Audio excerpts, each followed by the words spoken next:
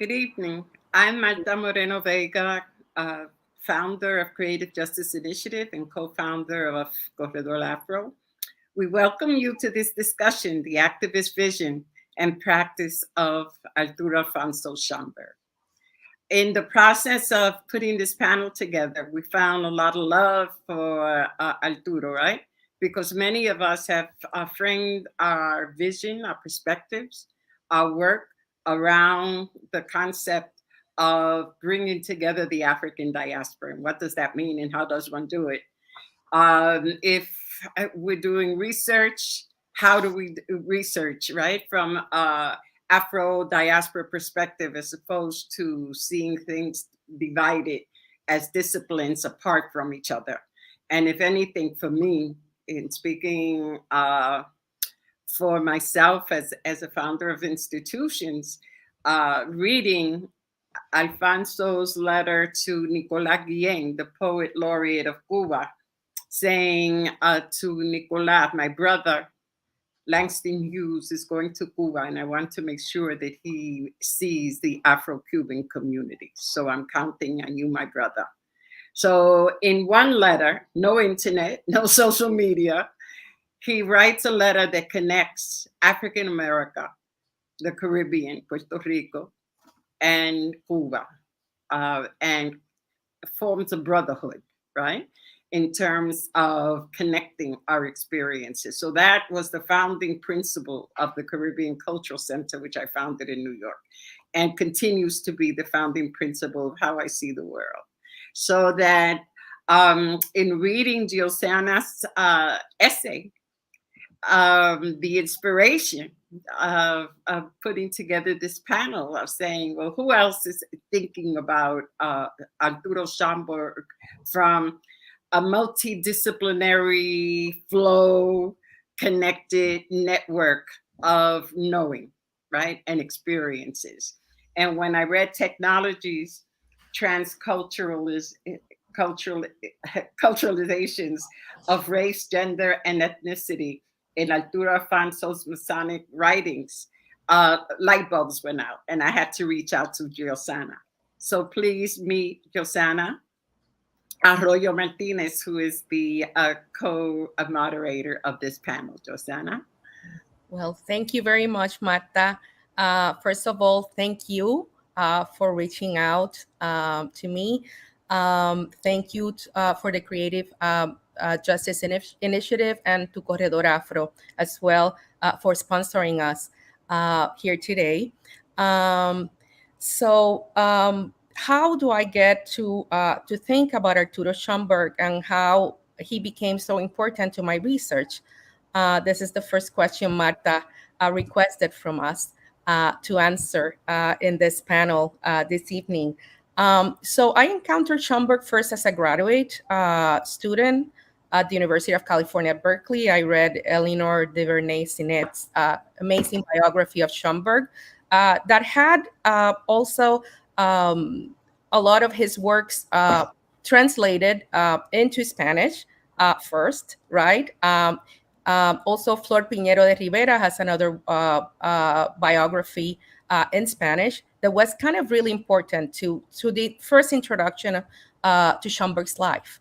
As I moved to work on my second book on Freemasonry, this is where I delved into Schomburg's affiliations with Prince Hall Freemasonry in the United States.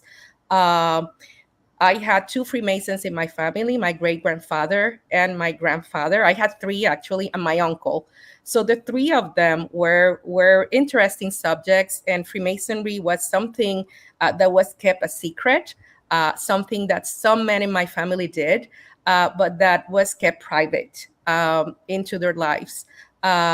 Two of them were police officers, so they were Black police officers, which in any Latin American or colonial context, such as Puerto Rico, might be kind of a contradiction in many ways, right? They were exercising power and at the same time going into the lodge to these rituals, right? Delving into secrecy and kind of understanding their lives through ritual and spirituality. So to me, that was kind of the central point of the book. As I delved more and more into Schomburg writings, I discovered that for him, ritual, but also civic life was kind of central and key.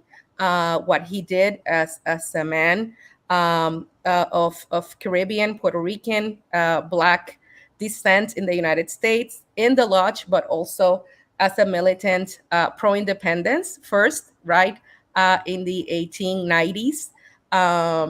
Was kind of like a double duty, right? And this is why I get into this metaphor of transculturation. I mean, what happens to Afro-Caribbean men as Schomburg, right? Once they come to the United States, what type of racial codes do they delve in? And what, in many ways, are the benefits and the pros of having communities? In this sense, the community of the lodge, right? The brotherhood of the lodge. When I wrote my book, Writing Secrecy in Caribbean Freemasonry, that was published in 2013, I look at these transnational networks. I also look at the forms of second-class citizenship in African American, right, men, but also in the case of Schomburg. And I understood, I defined in this book forms of knowledge. I mean, and this is what is really crucial and key about Schomburg's work. He was always delving into new knowledges, opening doors for others, particularly insisting on the importance of the Caribbean, of the Black experience in the Caribbean, but also the Black experience globally. And to me, this was really important um, as as a kind of transculturated figure as well, right? Someone who was coming from Puerto Rico, teaching in the United States, dealing with different languages, English and Spanish, kind of like looking into Latino communities and also African American communities here and finding similarities with them. So to me personally, but also to my students, Schomburg became a very important symbol.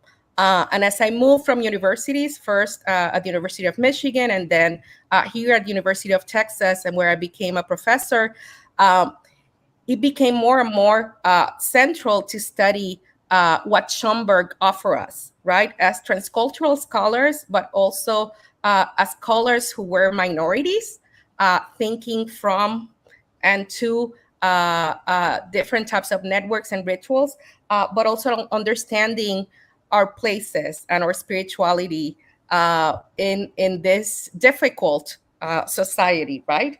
I define in the book Schomburg's, in that article that Marta quotes, forms of double consciousness. In the case of Schomburg, and this is, of course, as many of you know, this is a contribution from W.E.B. Du Bois, the African American intellectual.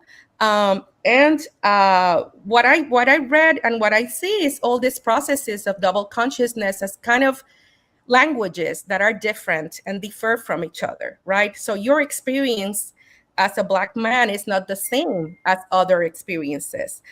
So Schomburg put that very clearly in his writings, right? Particularly The Negro Digs Up His Past, which I think is a foundational work, but also in a lot of his Masonic writings as well, which I also examine. For him, the figure of the artisan, the figure of the self-made man were kind of very important tropes in a lot of what he did and in his work. And I think the artisan as a trope, and we have two Freemasons here. We actually have three, because I think Ebenezer has also, or has been also initiated in the craft.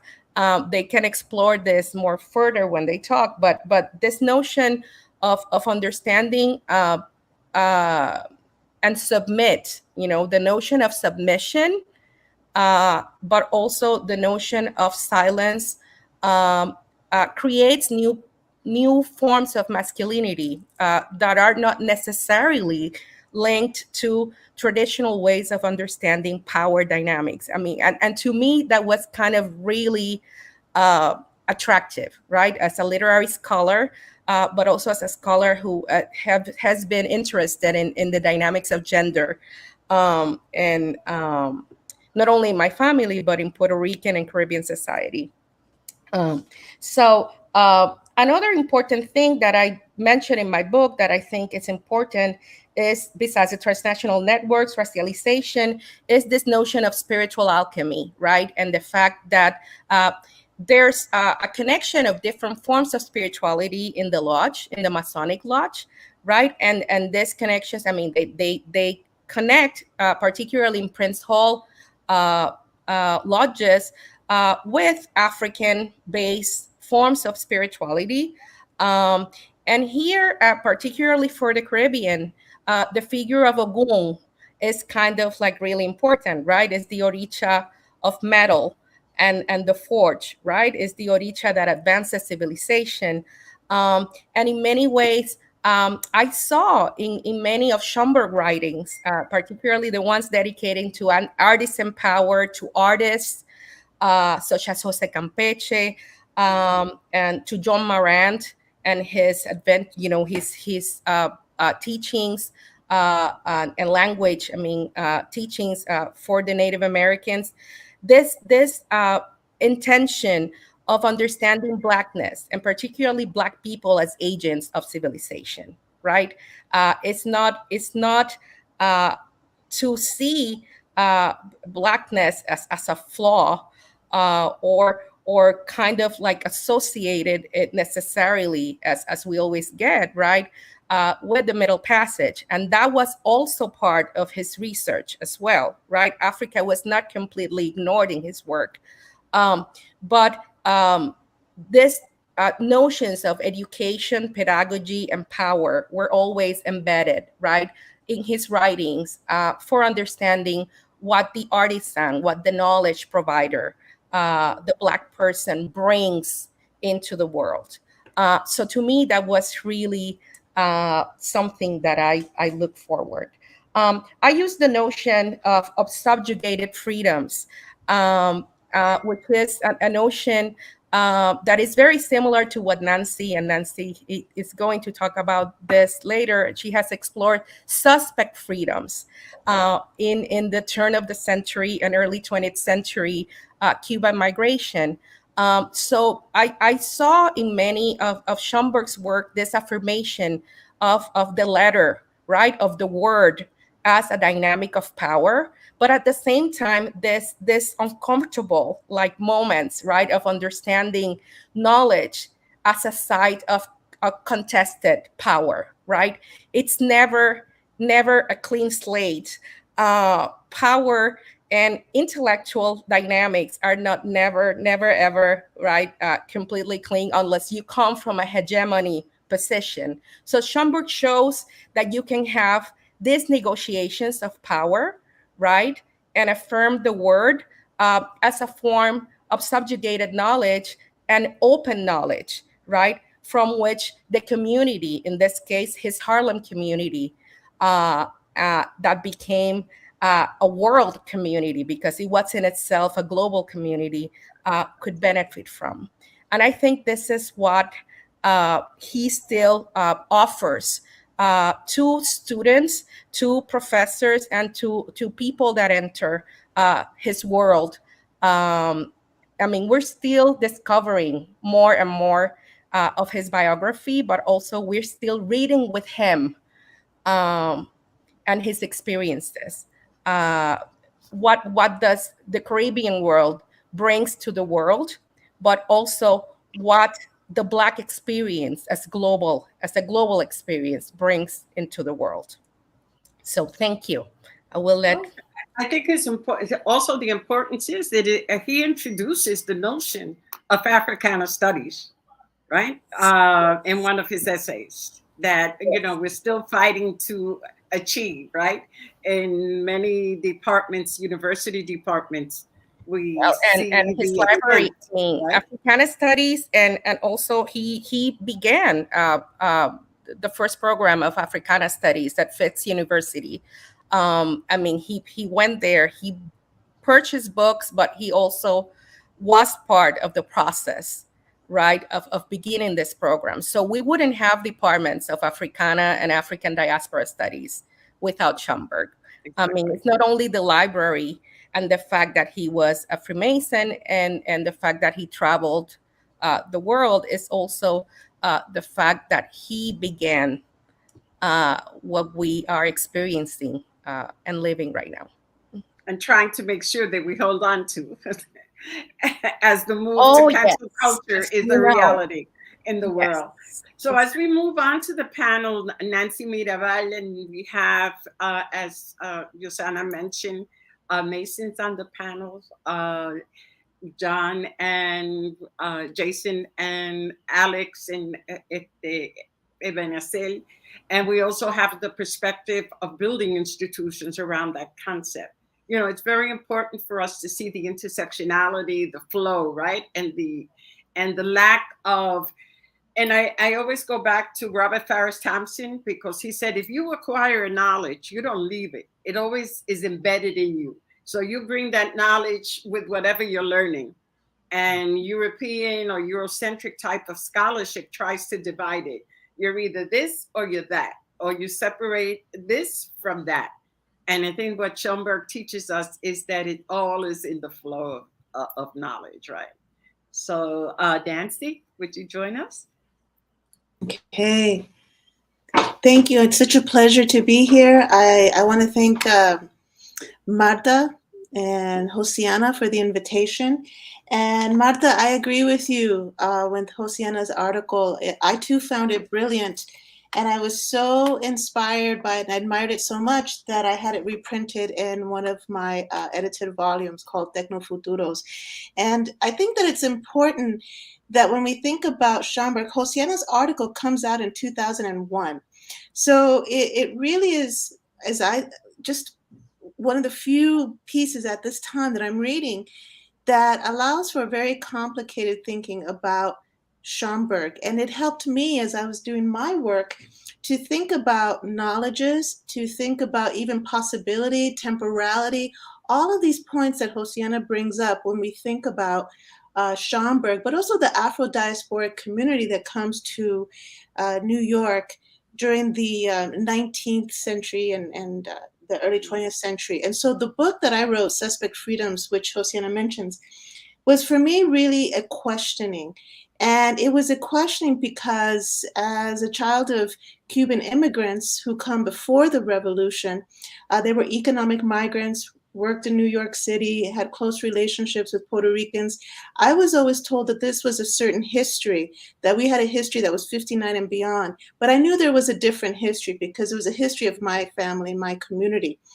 And that got me onto this journey of what other histories are being silenced and ignored and not part of the larger discussion. And Schomburg led me into that history because Schomburg, I think, shared that same passion, which is to tell a different story, right? To tell a different history, to center communities that are always silenced and ignored. And just reading Josiana's work tells me I now understand that comes from his own thinking around Freemasonry, around the understanding of secrecy and what secrets and secret societies, but also the importance of connection, of community, of empowerment, of seeing people as equals, of the importance of, and it felt like when I read Schomburg, that if you only know the history, if you were to know the experiences, you would think differently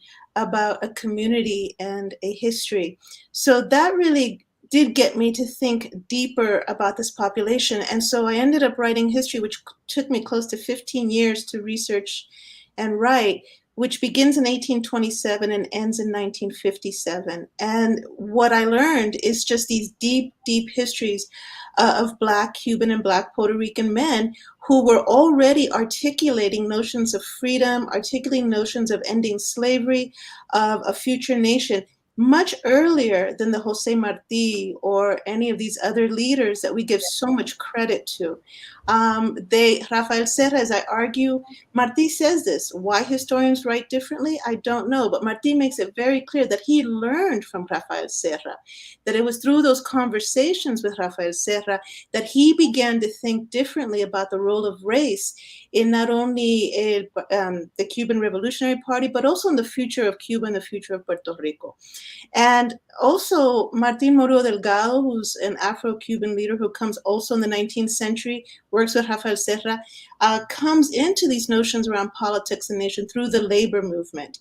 And that's also another important piece of this history that we don't talk enough about. We say, oh, they're cigar workers, they worked in the cigar factories, and that's true. In the 19th century, New York had more cigar factories than Key West or Tampa did. So there's a reason that the cigar workers go to New York. And they also create an industry around that cigar industry. But they're talking to each other and they are thinking about labor becomes so key. And I'd love to learn more about whether Freemasonry had any relationship to labor, because labor is an envisioning of what nation and what this community is going to look like as waged workers, right? It's always about the future of labor after slavery, during freedom. And so you cannot envision nation state without envisioning work and labor and power and hierarchy. And this is what Afro-Cuban and Afro-Puerto Rican men are already doing. And so in coming into this discussion, I was fascinating because I see, as much as Serra wrote about he was a journalist, and he wrote and he organized in several clubs. What I would add is another thing is that Black Puerto Rican and Black men moved. They did not just go to New York. They were in Jamaica and Haiti and Venezuela, and they go into countries in Central America. Even in my own research, I was surprised that there were 5 different revolutionary clubs in Haiti alone. And so they're moving and they're organizing, and there has to be these circuits of knowledge that's not just revolutionary, but also Freemasonry. They must know other people in those countries that allow them those connections. They're able to have, these questions around politics. So I actually would love to learn more about, in my research kind of stopped, but I even found a New York Times article that mentioned the creation of these exile Puerto Rican and Cuban revolutionary communities as early as 1873. They were aware that there were these international organizations already taking place. And then I'll finish with the founding of the Cuban Anti-Slavery Society in New York in 1872, where it's African-American men who organize around the freedom for Cuba and, of course, later Puerto Rico. But it's a brilliant story in how African American are envisioning freedom, the end of slavery, and Pan-Africanism from their own point of view, and how they see that in conjunction with what's happening in Cuba and later with Brazil. And the founders of that club were Henry Highland Garnett and Samuel Scotterin. And they also have their connections to Freemasonry among the African-American community. I don't know to what extent, but there seems to be a connection between African-American and Black Cuban, Black Puerto Rican kind of organizers that fall into these lines of Freemasonry. Again, it's really hard to do that research, but you see that Rafael Serra is also having conversations with many, African-American men in New York outside of Cuba and the revolution. And they're envisioning kind of a larger, as Josiana mentioned, a larger set of knowledges and really remaking this world from their perspective.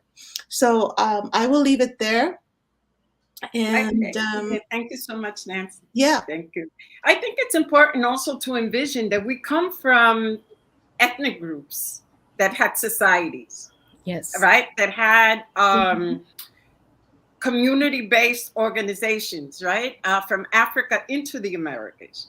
Even before, las sociedades en Cuba, las sociedades en Puerto Rico igual, y en Brazil igual.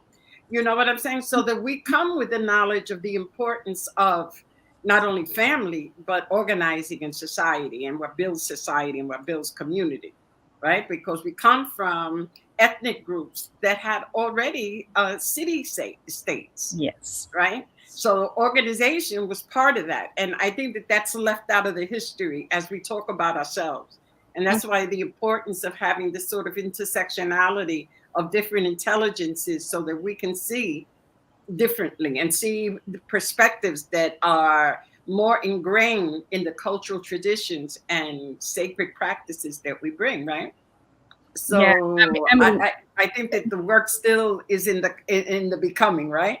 yes, what Nancy mentioned, I mean, which is key, right? The fact that anti-slavery became so important to all of these different ethnic groups, right? It was central to imagining a better world, right? It didn't matter if you were immigrationist or not.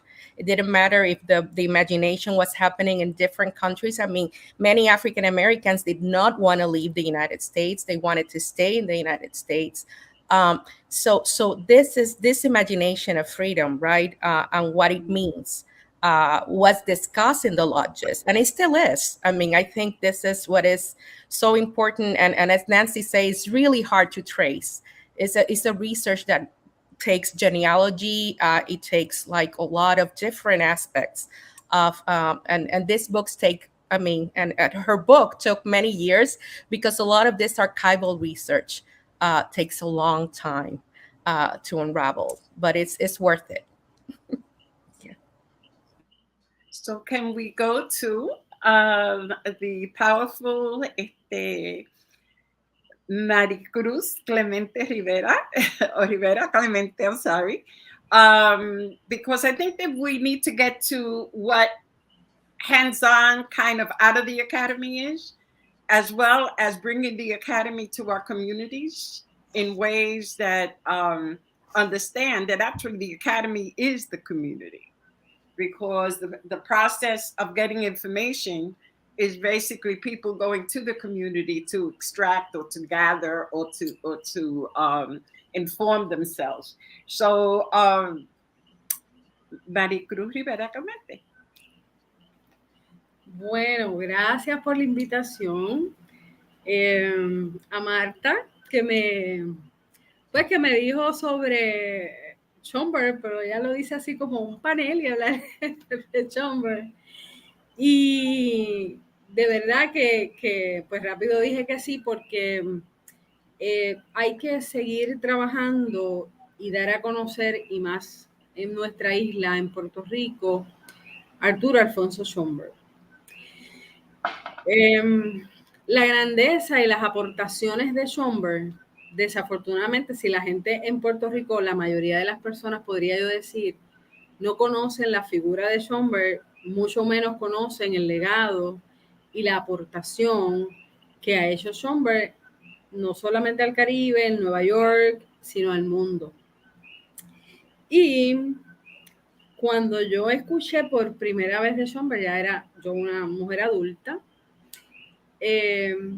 hace como 20 años, en el 2002, dos compañeros antirracistas me dicen, Luis Raúl Romero y Juan de Mata, me están hablando en COPI, en nuestro centro, de la figura de Schomburg, y me dicen, pero aquí hay que hablar de Schomburg. Y yo no tenía idea de quién era Schomburg. Y entonces ahí comienzo a adentrarme en la vida de Arturo Alfonso Schomburg y ver su riqueza, su aportación y la necesidad urgente que tenía nuestra comunidad negra, afrodescendiente de Piñones, de entender a Schomburg para entendernos a nosotros mismos.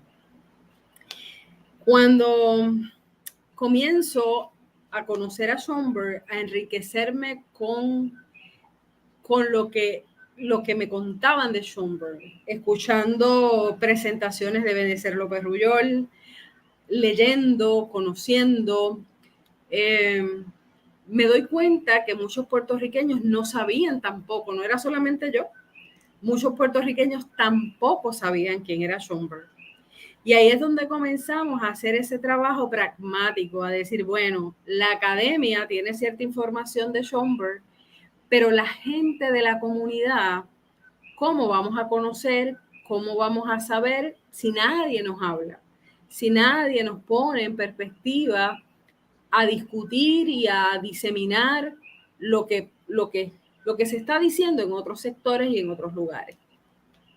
Así que comenzamos a hablarle a la gente de Schomburg, lo poquito que sabíamos, lo que íbamos aprendiendo, lo que íbamos desaprendiendo también, y empezamos a mover a la gente y mirarnos en esa relación. Y cuando, por ejemplo, Marta menciona, y ustedes han mencionado, que Schomburg comienza los estudios afro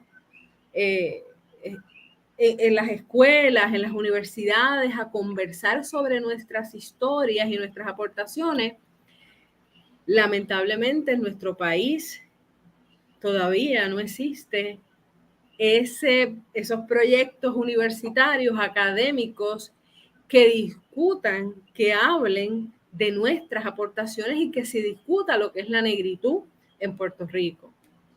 Y eso mismo hablaba yo ahorita con Marcos, el mismo comentario de que estamos en Puerto Rico bien atrasados. Hay gente que lo está hablando y hay gente que sí lo está discutiendo, no es que estemos en cero, pero cuando nosotros comenzamos hace 23 años en COPI, es hablar de negros y hablar de la negritud siendo una comunidad negra, pues fue bien difícil. Comenzar ese proceso, ese camino, fue completamente difícil porque no había necesidad, pero porque es que ustedes están hablando, qué es lo que ustedes están diciendo. Así que eran muchas situaciones las que todavía invisibilizaban lo que era la situación y lo que sigue siendo la situación de nuestras comunidades negras en Puerto Rico. Así que traemos la historia de Schomburg y la vamos convirtiendo en ese centro importante de discusión.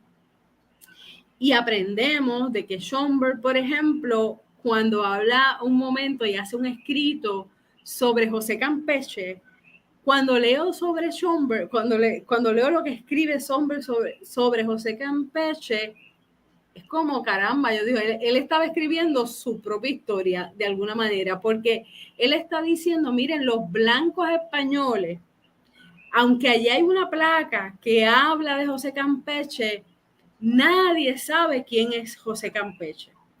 No se reconoce a José Campeche. Entonces, Schomburg empieza a encaminarnos, a reconocernos a nosotros mismos, a decirle a nuestra gente, mira, somos esta persona, aquel, la otra, el artista, el médico, la mujer, quienes sean de nuestras comunidades, somos esto. Empieza a dar ese reconocimiento a la gente, a las aportaciones, a las historias.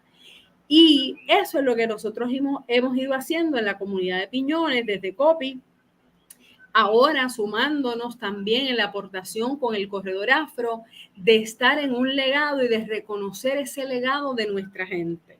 Hablar de nuestras historias, lo que no nos enseñan en la escuela no aprendimos, en la escuela en Puerto Rico, en la escuelita de donde yo vengo de Piñones, nunca jamás me hablaron de Schomburg. Por lo tanto, nosotros tenemos la responsabilidad de hablarle a nuestros niños, a las mujeres, a los hombres, de quién es Schomburg. Y hemos hecho varias actividades y en el 2016, celebrando el natalicio de Schomburg, el 24, fue un domingo, recuerdo, el 24 de enero del 2016, hicimos una actividad histórica, grandiosa, para mí súper importante, con muy poco presupuesto, como siempre. Históricamente también tenemos que hacer cosas sin chavo, pero un grupo de gente colaboró y nos unimos para ponerle nombre a la calle, y vea que me la dio un día Benecer, así hablando como los locos, como decimos acá en Puerto Rico.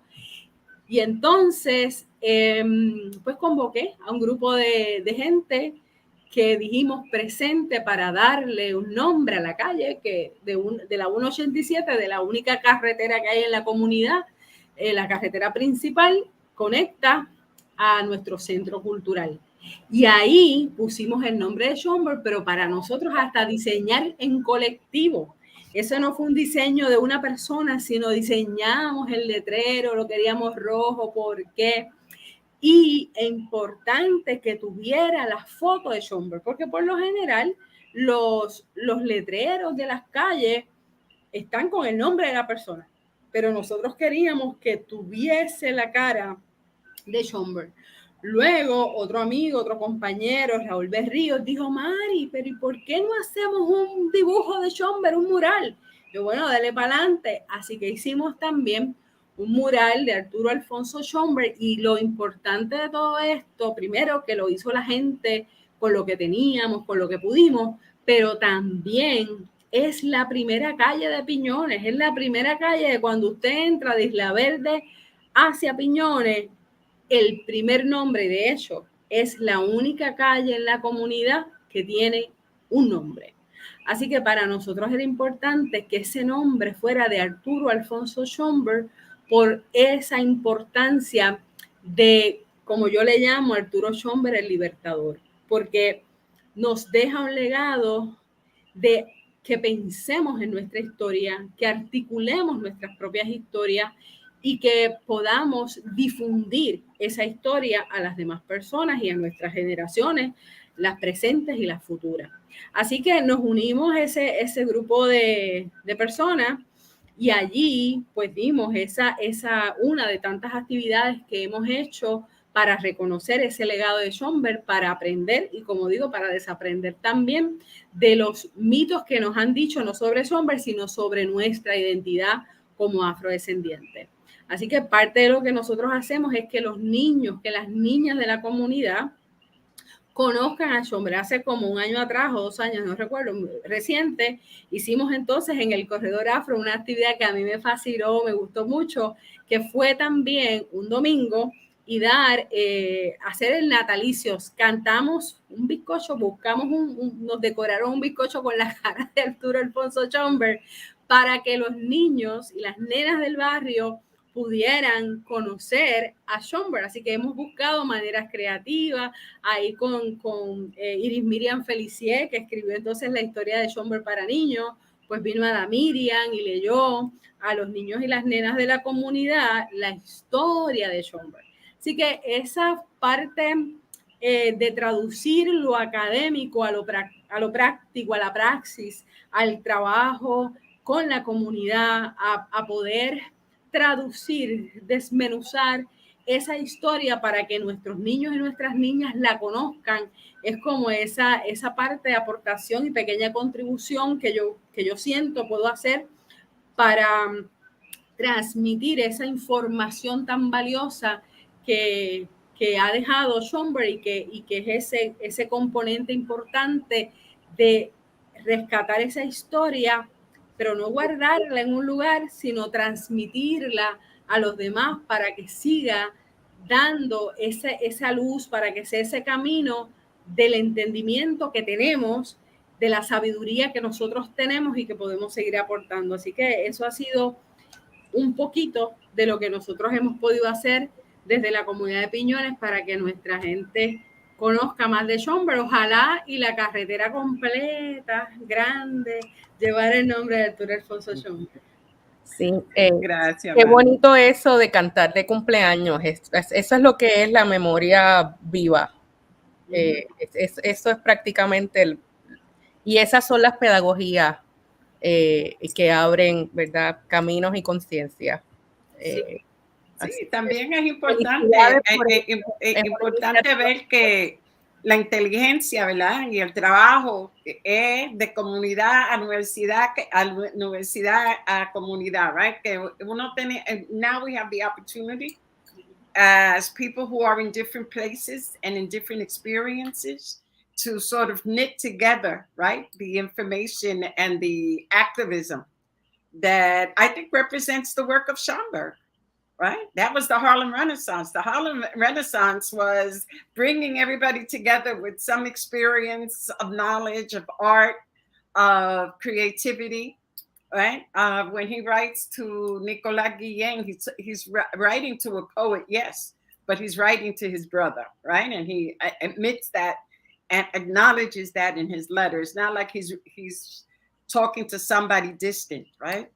So that as we continue this journey, one of the pieces that sort of ignited me when I read Josanna's piece was the intentionality, right, of being Masons, right? Because generally speaking, when we look, or at least I looked at Schomburg, I understood his coming of age in New York City at the age of 17. And that was, to me, a 17-year-old comes to New York City to work for the independence of Puerto Rico, right? To commit to the independence of Puerto Rico, Cuba, and joins La Dos Islas, right? And joins groups. And his mentors are all Masons, right? Jose Marti, Betances are Masons. So we wanted to have Masons on the panel that would enlighten us even further in terms of the spirituality, the knowledge, the values, the ethics. Because in my head, we bring that, right, with African traditions. We already come with that when we're torn out of Africa, that comes into the Americas. And how it's formalized and how it's made into a practice and different practices is key. So we would love to hear from James. So y'all expect me to follow behind all of that? Y'all sisters just dropped it. I thought we were getting ready to wrap up. Oh no, James. Now we're just getting started. Oh man, oh man. We're getting started. Well, first of all, good evening, everybody. My name is James R. Morgan III. I am a past master of Corinthian Lodge number 18 here in Washington, D.C. I serve as the Grand Historian and Archivist of the Most Worshipful Prince Hall Grand Lodge of the District of Columbia. I'm an author. I've written a book, The Lost Empire, Black Freemasonry in the Old West. But beyond all of that, I'm a Howard grad. I'm a Morgan State, soon to be Morgan State University grad. But beyond all of that, I consider myself to be an intellectual great-grandson of Arturo Schomburg. And the reason why I say that is because one of my close mentors, Dr. Greg Carr, was closely mentored by Dr. John Henry Clark. And if anyone knows anything about Dr. Clark, you know that story about when he went up there to Schomburg and he told him, he called him on his lunch break. And for those who don't know, he said he wanted to know everything about the Black world and Black history right now, right then in his lunch hour. And Schomburg told him, he said, well, sit down. He said, the things that you are calling Negro history or Black history are in fact the missing pages of world history. Okay. And so this is a discussion that I'm grateful to be on this evening. And in that regard, I would like to give, in the tradition of our ancestors, we always have to start off with that ancestral veneration, right? So I would give honor to a man I consider to be my intellectual forefather, my abuelo, right, in Arturo Schomburg. One of the things that struck me during this conversation that I think relates right back to the topic at hand is it was listening to Marta Cruz speak. The issue that I had was that I don't speak Spanish, right? And I thought about Schomburg as a bridge figure even in that conversation, right? As we think about Africans and the African experience being ripped from Africa, brought over to the Americas, which, by the way, there's no one African language to begin with, right? So now we're taking people who spoke various languages, forcing them to learn primarily English, Spanish, French, Portuguese, right? And then you're mixing them up, blending, reblending, and then once they're all emancipated, they get to a place called Harlem, New York. And they're finding out that some of the issues that they are having, whether it's in Puerto Rico, whether it's in Dominican Republic, whether it's in Cuba, whether it's in Alabama, where my ancestors, if you look behind me, where my own personal ancestors are from on my mother's side, they're finding out and figuring out that we have a lot of the same issues. As a matter of fact, when they start getting real deep into it, they start realizing that they're cousins, right? And so when you talk about Freemasonry and you bring that aspect into the equation, we have to start off at the beginning. I would start off with Prince Hall in the 1700s, and thinking about the African Lodge that he establishes, African Lodge 459, not just as a Masonic lodge, as an organization, but also as using it, thinking about it. And I like Josiana's your language earlier, the imagination of liberation, right? So thinking about that not just as a physical space or even as an organizational space, but also as as an imaginative space of saying we recognize the diversity that we all represent, whether it was as a membership at that time or even on this panel tonight. We recognize the diversity, but we also have to recognize the commonality, which is that African origin. Okay.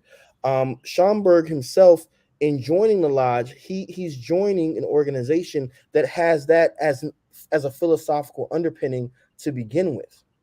He joins an organization that already has individuals in it from generations prior to his, such as David Walker, such as Martin R. Delaney, okay, such as Henry Highland Garnett, we mentioned him earlier, Hiram Rhodes Revels, Blanche K. Bruce. I mean, the list goes on and on and on and on and on. And what Schomburg does is he sits at a very interesting nexus point and continues that link of being a Pan-Africanist, of having that Black nationalist leaning, right? But he's not alone. And that's one of the keys about organizations is in community. It's recognizing that the work that you're doing is not just for you and by yourself in your little corner. Schomburg, yeah, we know he's a bibliophile, and sometimes bibliophiles, book people, we have a tendency to have reputations to be loners because we're always off somewhere with a book. But that's not the case, right? Schomburg is in a league and in a generation with intellectuals, particularly Masonic intellectuals, who aren't always people produced by the traditional academy, right? But who are some powerhouses such as Harry A. Williamson, such as Johnny Bruce or Bruce Grit, right? Never mind. We haven't even touched Marcus Garvey yet, right? Mm-hmm. In a generation where that is the nexus point, and what he does is he utilizes, as others had done before him and after him, I would argue, he utilizes his Masonic membership for liberation. And so he establishes El Sol de Cuba Lodge number 38, which is the first Spanish-speaking lodge for Prince Hall Freemasons, which of course, where else would it be except New York, right? When you start to think about it. Okay, he establishes that lodge and becomes its first worshipful master. That lodge has since changed its name to Prince Hall Lodge number 38. But let's be clear about one thing. The lodge that he established still functions to this day. Okay, let's be clear about that. Schomburg then moves on and becomes the Grand Secretary of the most worshipful Prince Hall Grand Lodge of the state of New York, which, by the way, does anybody know how many Puerto Rican Grand Secretaries the Prince Hall Masons of New York have had? 2. Schomburg and their current Grand Secretary, my good friend Sandino Sanchez. So I want to give a shout out to him. Sandino. Exactly. See, the world gets small when we get these organizations, right? See what I mean? Yes. And so, not to hog the microphone, but Schomburg sits at an important nexus point, not only in that regard, but also as a scholar in his own right, as we already know, but also as a scholar and an activist, even within the Masonic world. Many people don't know, but I hope that after we're gonna dispel this right now. A lot of folks don't realize that Schomburg was a Masonic author too.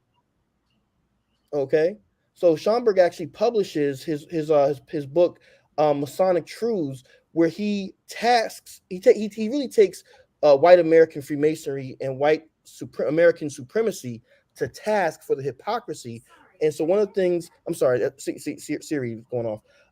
One of the things that Schomburg does is he takes white Freemasonry and really white American supremacy to task for the hypocrisy. And I just want to read you something, because I really come from the school of we need to be the vectors to let the ancestors speak sometimes.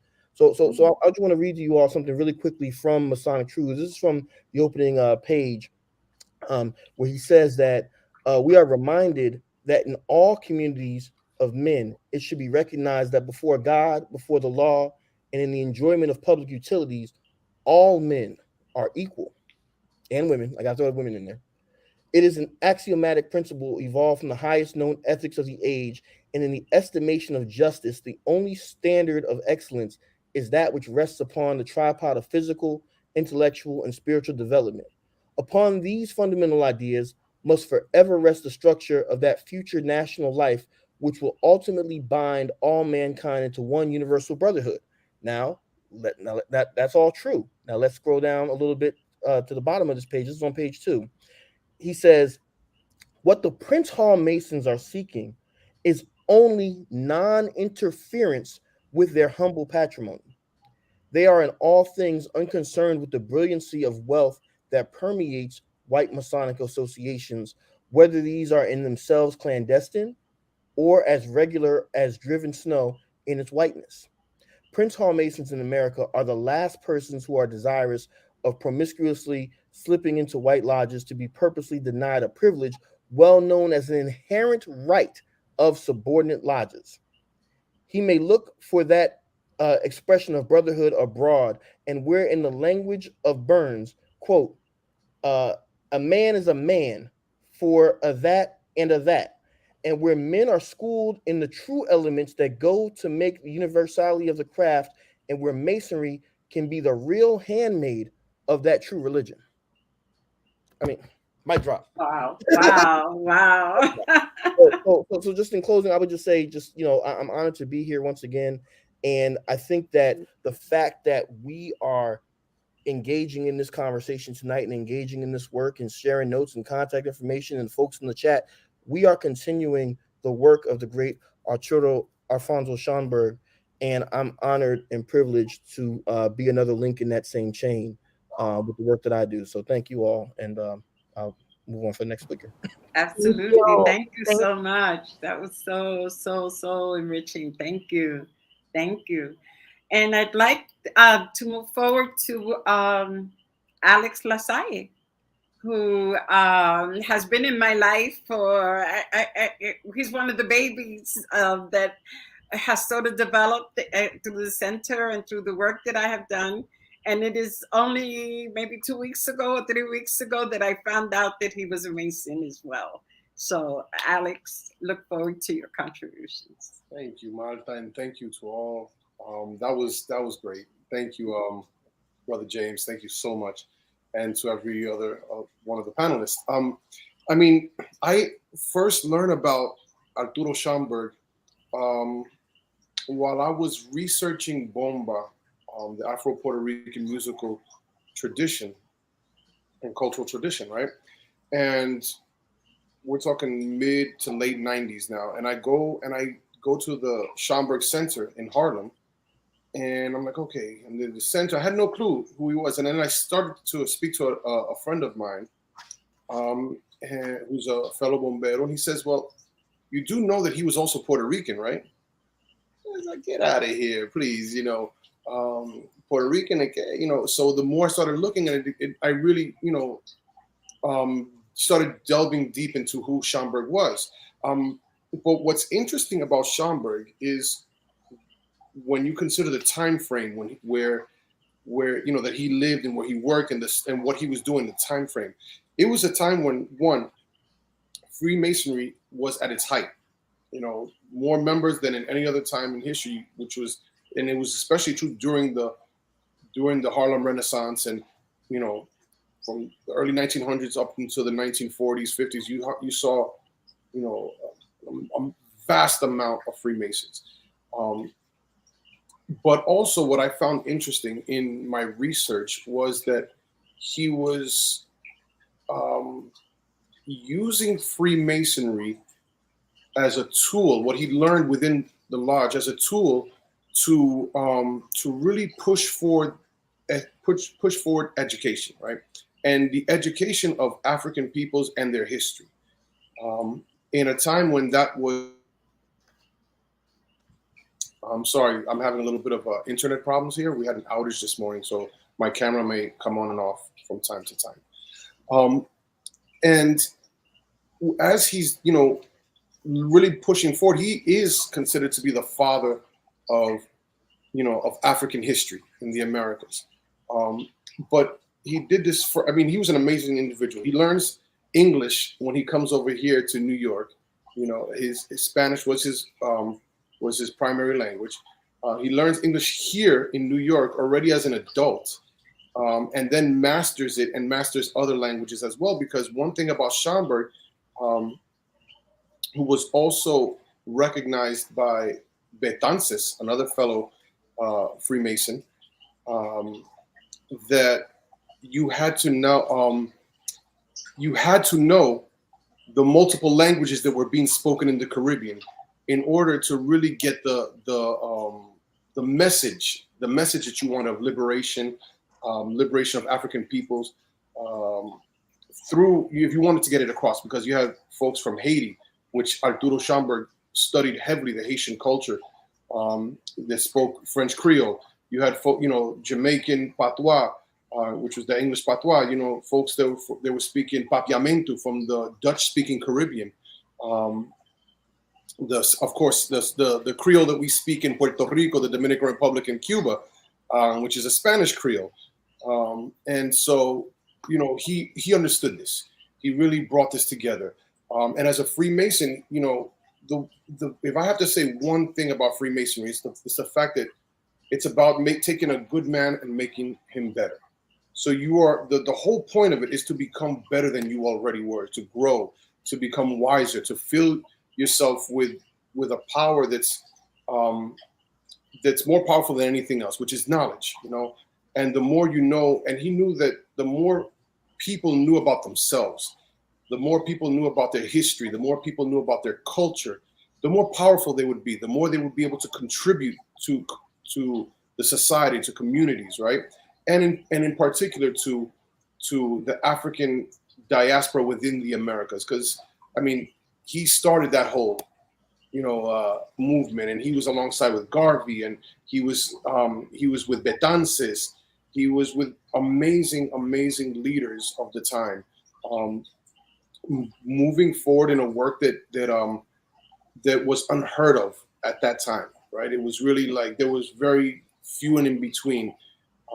And he used Freemasonry to really encourage like a deep understanding of who we were as a people and who we are, under the umbrella of the Supreme Being and the guidance of the Supreme Being. Because one thing about Freemasonry is you can come from all types of religious backgrounds, as long as you believe in a God.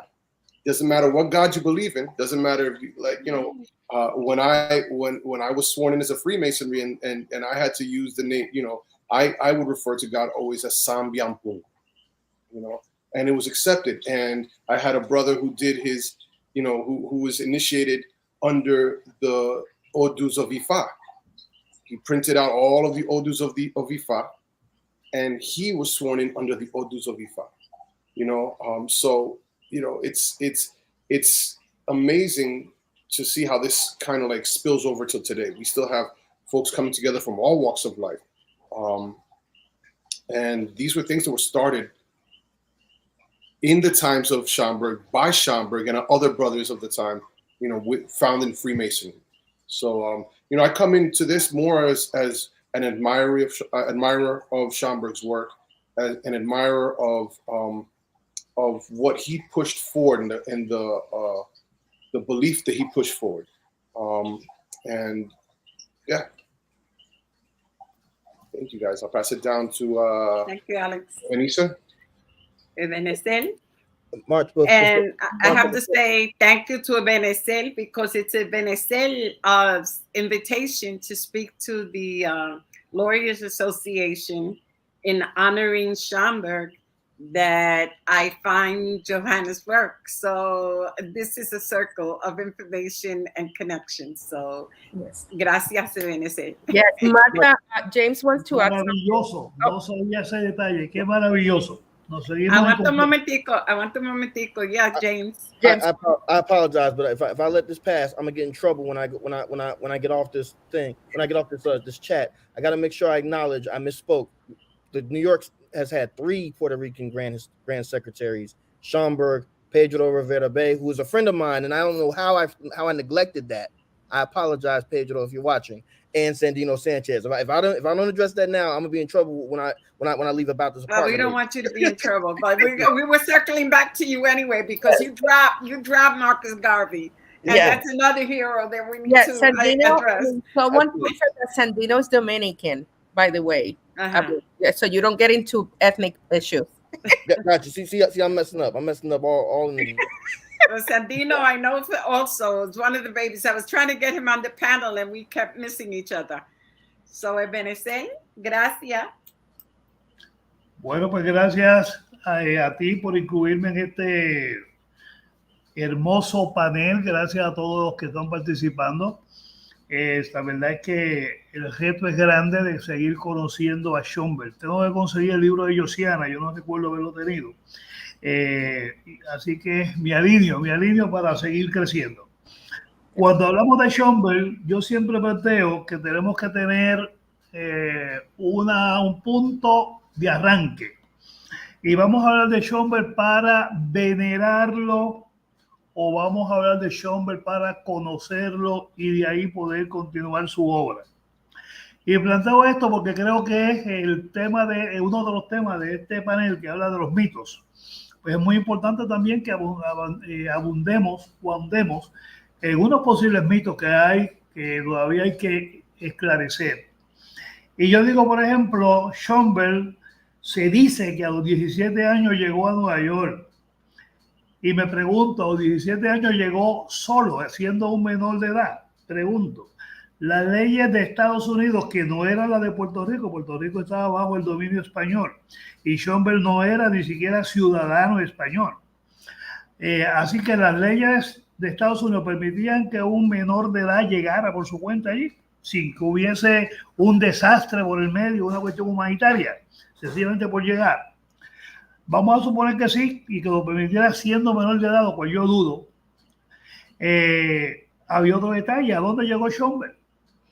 Schomburg tiene que haber llegado a Ellis Island, donde llegaban todos los inmigrantes. Y en Ellis Island, los inmigrantes se bajaban allí, los bajaban y no seguían caminando, como decimos aquí, Pedro, por su casa, sino que había un registro, había un chequeo, y tenían que decir para dónde van y quién lo invitó, como se hace normalmente todo el que inmigra, ¿no?, a otro país. Y yo creo que eso es un récord que hay que buscar. Los compañeros y compañeras que están en los Estados Unidos y que tienen más cercanía allí a los récords de Ellis Island donde estén, obviamente no pueden haberse movido de sitio, pues debieran investigar que cuándo fue que Schomburg realmente llegó, y cuando llegó, de qué país se identificó, qué credencial, si alguna, mostró como carnet de identidad, para saber si era cubano, si era puertorriqueño, si era venezolano, si era ecuatoriano, cómo se distinguía una cosa de la otra. Porque si era, por ejemplo, de Jamaica, pues sabíamos que ahí eso era un reino de Inglaterra.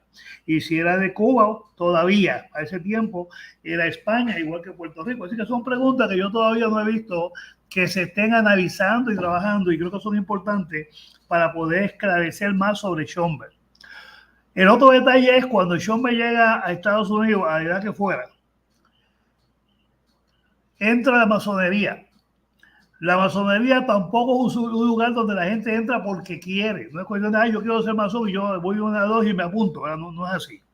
Para entrar al mandato, a la fraternidad masónica en cualquiera de sus vertientes, hay un proceso de acercamiento al candidato y un proceso de selección. Así que alguien invitó a Schomburg, alguien entendió que él tenía los méritos, que tenía las cualidades, que tenía las virtudes, que podía desarrollarse en un líder, que podía desarrollarse en un maestro, que podía desarrollarse en alguien de valor para muchos otros que estaban buscando, igual que él, conocimiento, sabiduría, fortaleza, amparo.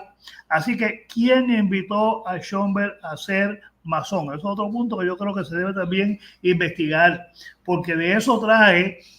Porque quien invita a alguien casi siempre lo invita porque ve en él su semejanza, su imagen y semejanza. Yo soy masón y soy Otfelo, que es otra fraternidad mucho más pequeña que la masonería. Pero cuando yo invito a alguien a ser de la logia de cualquiera de las dos, es porque veo en él virtudes que yo me identifico con ella. Si entiendo que no las tiene, no lo invito. Así que, ¿quién invitó a Schomburg? ¿Qué buscaba esa persona con Schomburg? Cómo Schomburg llega, se integra y empieza a dar de lo poquito que tenía, porque era un inmigrante Schomburg no era rico ni mucho menos, y estaba como otros muchos buscando un empleo, y estaba como otros muchos siendo víctima de la persecución por la alegada raza, del hostigamiento, del discrimen. Porque no piensa usted que Schomburg llegó allí o recibieron la sociedad con manos abiertas. Yo creo que tuvo también muchos agravios y muchas situaciones incómodas que superar. Y yo creo que eso es bien importante que lo veamos. De ahí es que sale, me parece a mí, que alguien lo invita a unirse a la fraternidad masónica, que también en este tiempo, recuerden que estamos hablando fines del siglo XIX, principios del siglo XX, donde en Nueva York y en otras muchas ciudades, las poblaciones negras tenían una gran lucha por alcanzar derechos, por alcanzar el voto, por alcanzar trabajo, por superarse y poder acomodarse en ocupaciones no tradicionales. Y Schomburg se junta a eso. Obviamente un hombre bien inteligente, que es tipógrafo. Recuerden que en el caso de Puerto Rico, los dos grupos ocupacionales de mayor conocimiento y sabiduría de ordinario eran los tipógrafos, porque por su oficio leían todo lo que llegaba y todo lo que salía, y los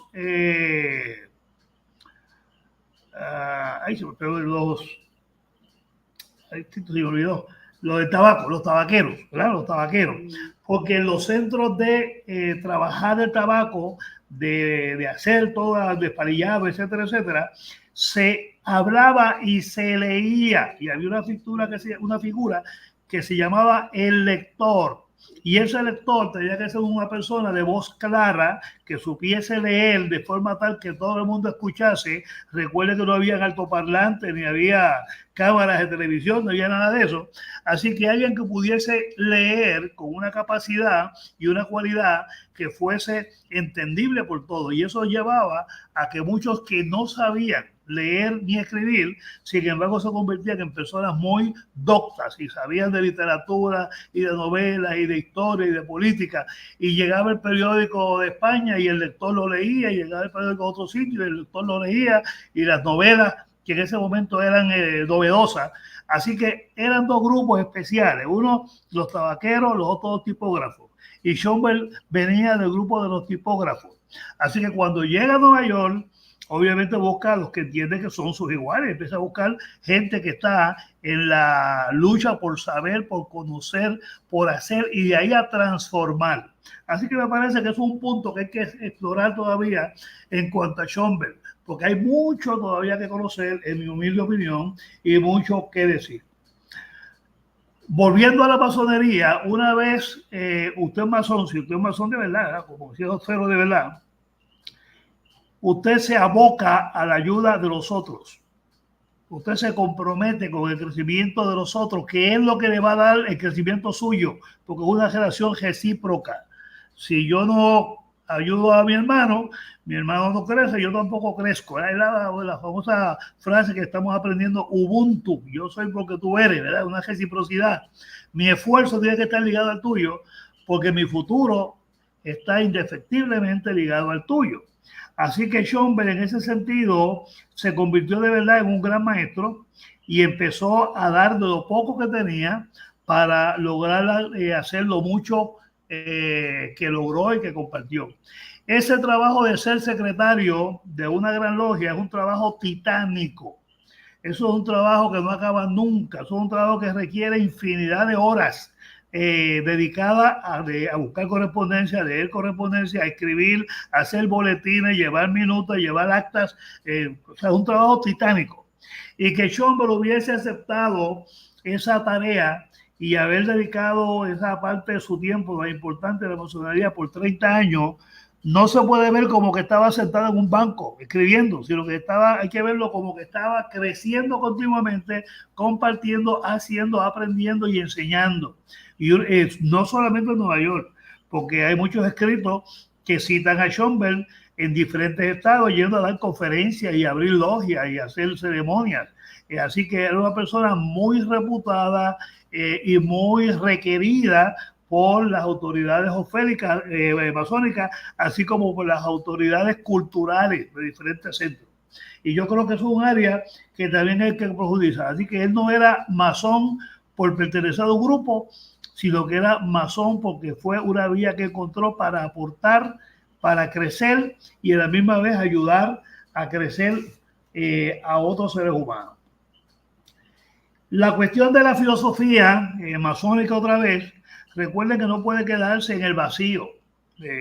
Filosofía sin hechos pues es vacía, por eso que se habla de praxis. Uno tiene que pensar, crecer intelectualmente, pero a la misma vez hacer tareas, obras, que es lo que permite que los conocimientos se refinen y las actitudes y las habilidades se modelen de una manera pues superior y excepcional.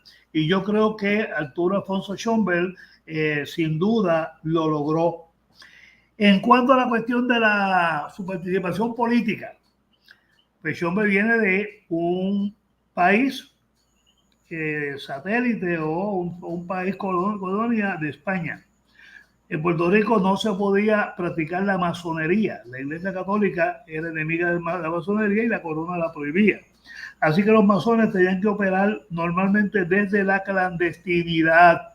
Y esa clandestinidad, a la misma vez que les protegía, también les permitía entrar en conversaciones muy cercanas, ¿verdad?, a la cuestión de la conspiración y en otros muchos casos conspiración. Así que en el caso de Puerto Rico la masonería era prohibida y la corona la perseguía.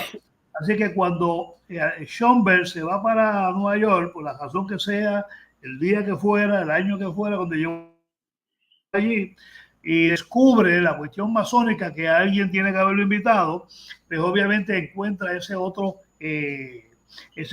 punto de la cuestión política, porque posiblemente el mismo que lo llevó a la masonería también lo llevó o ayudó a entender la situación política que quizás desde Puerto Rico no podía entender como entendía desde España, desde Nueva York, porque allí se hablaba diferente y había más libertad de los revolucionarios y de los que estaban por romper el yugo tiránico y colonial de España con Puerto Rico y con Cuba. Allí podían hablar. Por eso era que Lola Rodríguez de Pío también estuvo en Nueva York y Pachín Marín también estuvo en Nueva York, e infinidad de revolucionarios puertorriqueños pues estuvieron en Nueva York temporadas, ¿verdad? Así que esa cuestión de entrar a la política también tiene que haber sido motivada por su inserción en las luchas sociales y políticas que habían en Nueva York y en los Estados Unidos. Por otro lado, recuerden que la cuestión de la guerra no surge de la noche a la mañana. Esos cuentos no lo hacen, ¿verdad? Que fulano hizo algo y empezó una guerra, ¿no? Las guerras son planificadas por los estados, a veces con 20, 30 años de anticipación, y están esperando un momento para crear un motivo y entonces desatar la guerra. Así que Estados Unidos llevaba décadas tratando de apoderarse de parte de República Dominicana, la bahía de Samaná, entre otros lugares, y de apoderarse de Puerto Rico para tener su bastión en el Caribe. Recordemos también que en 1871, si mal no recuerdo, República Dominicana estuvo a punto de convertirse en estado de los Estados Unidos y hubo una votación en el Senado de los Estados Unidos y esa votación se colgó por un voto, ¿verdad? Así que el interés de los Estados Unidos de tener una base, un lugar en el Caribe, era patente y posiblemente eso también era un asunto que se agitaba para sacar a España de la isla. O sea, yo creo que eso también se combinaba. Así que a pesar de no solo la opresión que causaba España a los puertorriqueños, no solo esa opresión, sino intereses, en este caso de Estados Unidos, incidían para que Cuba y Puerto Rico se independizaran. Y Schomburg lee ese libro, entiende eso, se une porque es cónsono con su pensamiento, con lo que aprendió, y me parece que desde ese punto de vista redefinió su vida. También posiblemente por eso, y ahí las compañeras y compañeros que han estudiado mucho esto, me pueden dar luz, quizás también porque redefinió su vida, fue que en un momento dado abandonó la lucha por la independencia, pensando que era imposible, que ya Puerto Rico no iba a ser independiente, que había pasado de ser colonia de España a una... Eso es verdad. una nación en precario, ¿verdad? Y perdiendo poder a Estados Unidos, que era el titán de la llanura, que era el país emergente, que era el país que estaba redefiniendo el mundo, que era el país que estaba redefiniendo las relaciones entre los grupos humanos llamados raza, era el grupo de Estados Unidos, el país que había decidido hacer un estado nuevo allá en África, Liberia, ¿verdad? Para que los negros se pudieran ir para allá. Era el país que estaba tratando de establecer en Cuba una base también para que los negros norteamericanos pudieran irse para Cuba y para otros lugares. Así que todo eso, yo estoy seguro que en mayor o menor medida incidió en Schomburg y llegó llegó, la palabrita que olvidó, pero llegó a quitarle la seguridad de que iba a haber la independencia y entendió entonces que debía dejar eso a un lado y dedicarse a otras labores, como fue la labor masónica, que ya hemos hablado, yo creo que mucho, y la labor cultural, la labor de recolección, de acopio de materiales escritos, todo lo que ya sabemos que hizo para establecer que los negros sí tenían historia y la importancia de la aportación de los negros a la historia universal, en particular a la de los Estados Unidos y América. Así que él tomó esa otra alternativa para seguir aportando, seguir creciendo, y yo creo que el mundo ha sido totalmente injusto con Schomburg.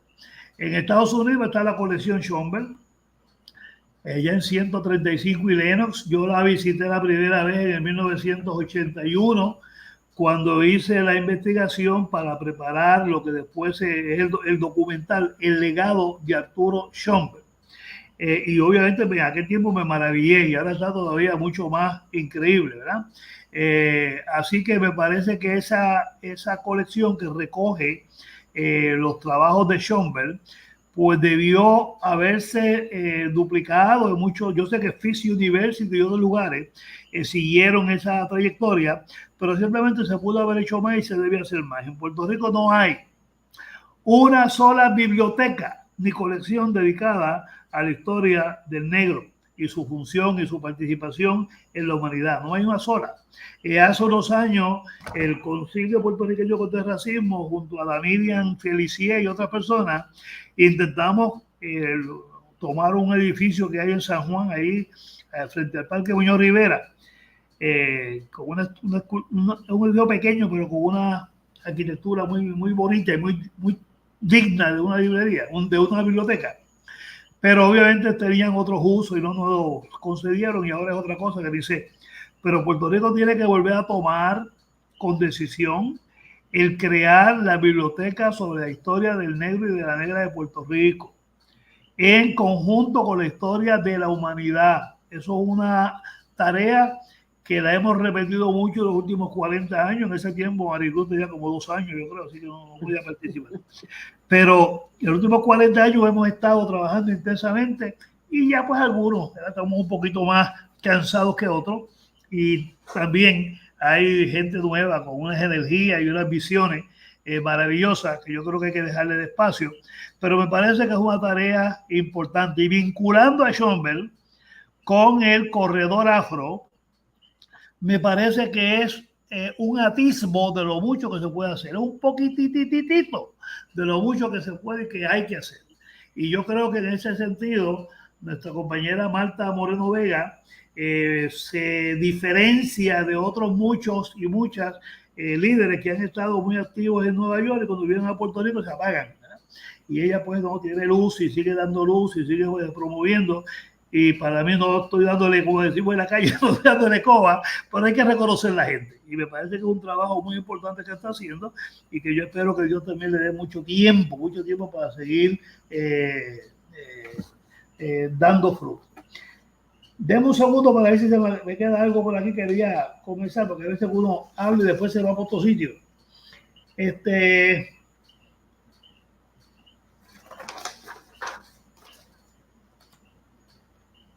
A otro punto que hay que también explorar, que yo creo que el compañero, no sé si fue Josiana o fue David, lo mencionó, era el interés de Arturo Alfonso Schomburg por la negritud en el sentido cubano, todas las aportaciones de la cubanía, todas las implicaciones que tenía por todas las culturas africanas que convergieron en Cuba y que le dieron forma a la cultura cubana, le dieron participación intensa o participaron intensamente en la formación de lo que es Cuba.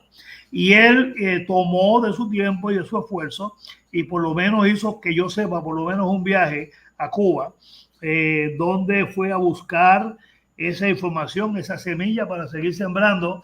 Fue maltratada ya por unos intelectuales cubanos y por unos periodistas. Interesante, ¿verdad? Porque pues la posición de algunos periodistas era que él iba como si fuese en una misión de buscar riqueza para su colección, y él no buscaba riqueza, él buscaba conocimiento, compartir, aprender y dar. Y me parece que esa es otra línea que hay que seguir explorando y conocer si es que Schomburg fue más de una vez a Cuba y realmente en qué culminó su acercamiento a Cuba, si dejó alguna semilla cultural, si algún grupo tomó el nombre de Schomburg, si además de una y otra carta que alguien escribía desde Cuba, si hubo un movimiento mucho más robusto en términos culturales con la hermana Antilla. Así que me parece que podemos estar días y horas hablando de Schomburg, pero lo importante es conocerlo cada día más. No podemos convertirlo en Dios, no podemos convertirlo en superhombre porque él no lo fue. Él fue un hombre de pasiones, muchas pasiones, y qué buenas son las pasiones, ¿verdad? Fue un hombre de choques y de fracasos, y qué bueno es cuando se choca y se fracasa, porque se aprende. Y fue un hombre de mucha empuje y sin tener títulos doctorales ni mucho menos, se codeaba con lo mejor de la aristocracia negra, aristocracia intelectual negra en los Estados Unidos.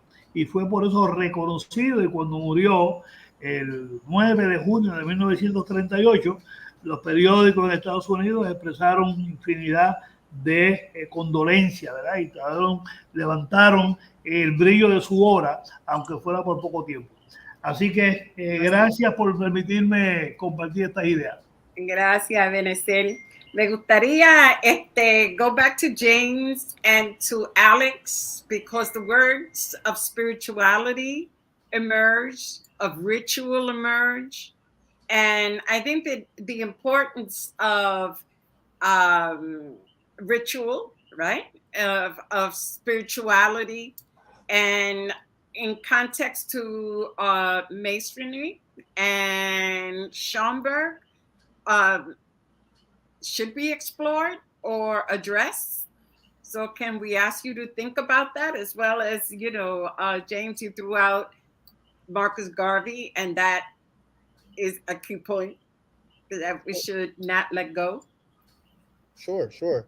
So one of the things that I argue about Freemasonry and thinking about how would an African in the 1700s, like Prince Hall and the others who existed at that time, and by others, I'm thinking about individuals such as Bishop Richard Allen, such as Absalom Jones, such as Reverend Thomas Paul, right?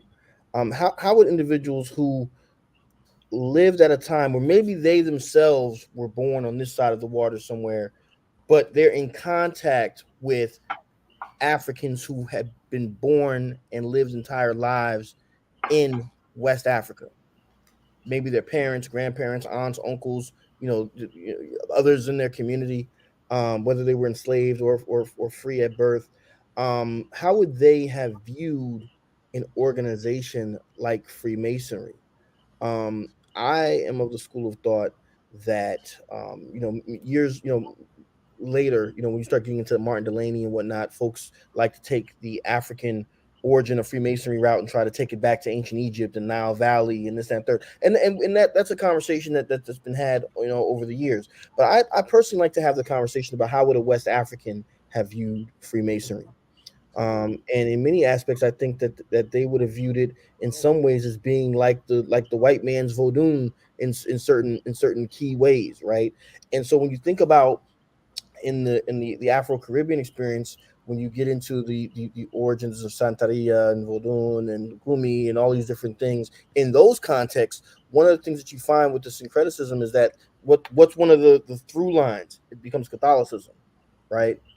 In the American Anglo-oriented world, you don't have that same through line, right? I would argue, and I think I could back this up at least to some degree. I would argue that Freemasonry fills that cultural and sociological gap in the Mm. African American kind of experience in many ways. And I think that that's something that when you look at diaspora, when you look at diasporic Africans who join Freemasonry, you see some of the same kind of parallels in terms of how it's utilized for liberation purposes, right? How it serves a different sociological and even a different spiritual service, even as compared to white Masonic lodges in the same countries, whether that's in America I or agree. elsewhere, right? Mhm. Their Masons are viewed differently in the community. And by the community, I mean the African descendant community versus and others. And I think and I think that that's because the initial cultural impulse coming from Africa is one where initiation, rites of passage, these are things that occur. And for those who haven't been to the continent, I've been twice. I've been to Egypt and I've been to Nigeria. I can tell you right now, they got an initiation and a celebration and a ritual for darn near everything, to include, and I saw this with my own two eyes, to include when the local high school wins against a rival school in a soccer game or football, as you know, everyone else calls it outside the states, right? Um, so ritual is not something. While the sanctity and the secrecy of it, especially when it comes to that rite of passage from boyhood to manhood, from girlhood to womanhood, Mhm. right? That aspect of it is something that is secret. The particulars of ritual and whatnot are secret. However, membership is not, right? Yeah. So, Ah, mhm. mhm. and so that social function that I think that is displayed and that is expected. There's a certain cultural expectation in the African uh, Masonic tradition, if you will, that the community has of you, because now you are not just a regular man or woman, for for the sisters in the Eastern Star. And Yeah. shout out to my sister Cynthia, because I saw her in the chat. Um, you you're not just a member of the community. You have now stepped out there as an Mhm. initiate. You have now stepped Mm. out there as somebody who is in tune with a higher level of spirituality, and so now there's a certain obligation and a certain expectation that we didn't necessarily just put on you, but you put it on yourself, because Mhm. you stepped out there and you went down there to that lodge, you got some information, and now there's a certain expectation of you, of how you are going to be viewed by the community and how you are going to work in the service of the community. And when you are found in error, the community will definitely let you know that. Okay. And so also I think when you talk about Marcus Garvey and the UNIA and the rise of his movement, I think what you're seeing in many ways is kind of a correlation of a lot of these factors that we're talking about tonight, into a movement. I think that and I was just saying this to someone as I was preparing for this panel tonight, that I think that we need to continue to do our research and reverence in terms of Garvey and Garveyism, and thinking about Schomburg's connection to that. So now you're talking about, now we're not just talking about our Puerto Rican brothers and sisters and cousins. Now we got to bring our Jamaican brothers and Yes, sisters and cousins into the exactly. conversation with the African American brothers, and that's what ends Yeah, up and happening. Garvey traveled the whole Latin Yes, America and the Caribbean. Yes. So they were both He in did. that same vibe. You know. exactly. And I don't know, maybe someone here is wiser than me. I know of one photo of Marcus Garvey and Yeah, Sean. with Masonic. Yeah, there's one picture. Yes, Right. there's Does, one does picture. But anyone know?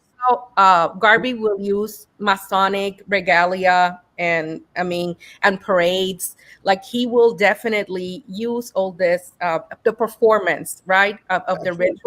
ritual into the public space. It's not only, I mean, in Absolutely. secret rituals. It's for him. It was a lingua franca. I was going Definitely. to say that it's a lingua franca especially at that time period, that people understood and are already kind of familiar with to begin with. And then if you think about it just on a personal level, does anybody know where that photo was taken and what the event was that they were at? Anybody? That photo is actually at a funeral for In a Bruce Britt. Mhm. Oh, right? Bruce Waite's funeral. Yeah, Okay. that's Who Bruce was funeral. a mentor probably for both of them, right? Exactly. And he was a Mason as well. And Yes. so these relationships are not just pie in the sky or some esoteric stuff. These are interpersonal relationships as well. And so we even have even the fact that we have that image, and even the image that was used in the advertisement for this program tonight. It's of Schomburg with the Williamson then and Grand Master and the brothers. What are they standing in front of? They're not standing in front of the temple. They're not of the Masonic temple. They're not standing in front of they're standing in front of church. they're in front of a church. Yes. Right. And I'm pretty sure it was is that Abyssinian? I'm not sure if that was Yes, Abyssinian. Abyssinian. Yeah. Yeah. Mhm.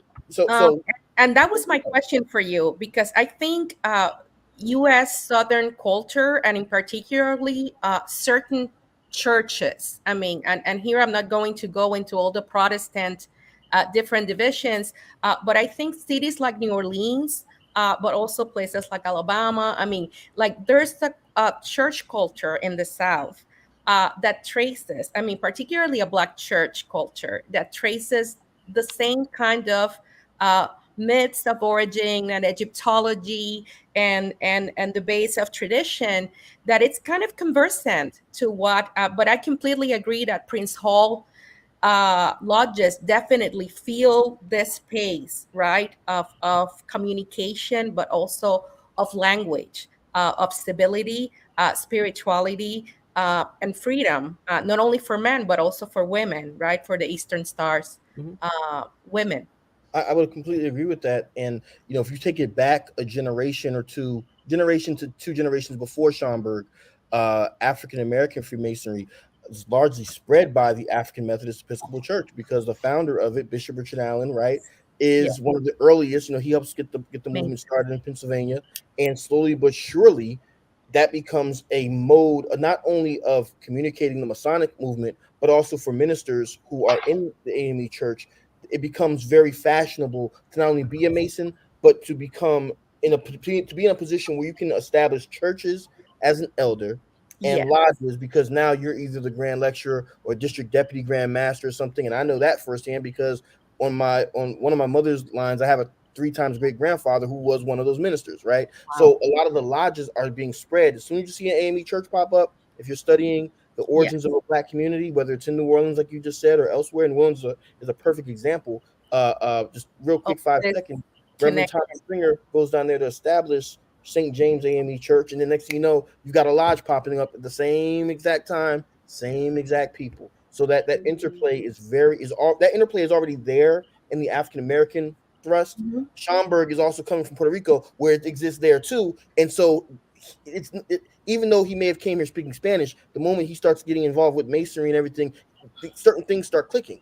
Yes, and even and Ebenezer mentioned that many Creole, particularly like local Creole lodges, were prohibited during colonial times in Puerto Rico, and that's true, right?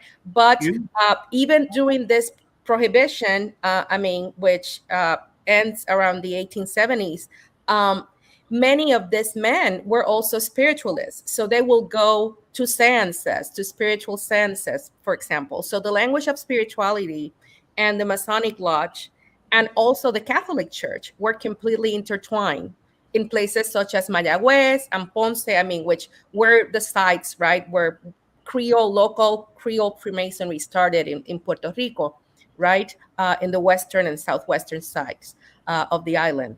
So Mayagüez is key, right? As a town, is kind of like the center of Puerto Rican Freemasonry.